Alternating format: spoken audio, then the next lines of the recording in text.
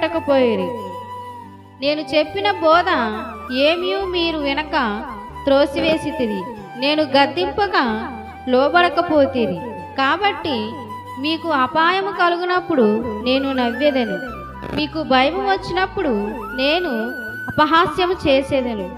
భయము మీ మీదికి తుఫాను వలె వచ్చినప్పుడు, సుడిగాలి వచ్చినట్లు మీకు అపాయము కలుగునప్పుడు, మీకు కష్టమును దుఃఖమును ప్రాప్తించినప్పుడు నేను అపహాస్యము చేసేదను.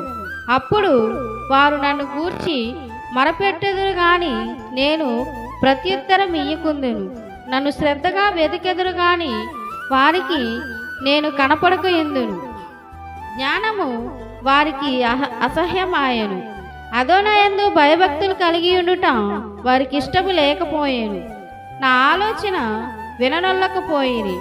నా గద్దింపును వారు కేవలము తృణీకరించిరి.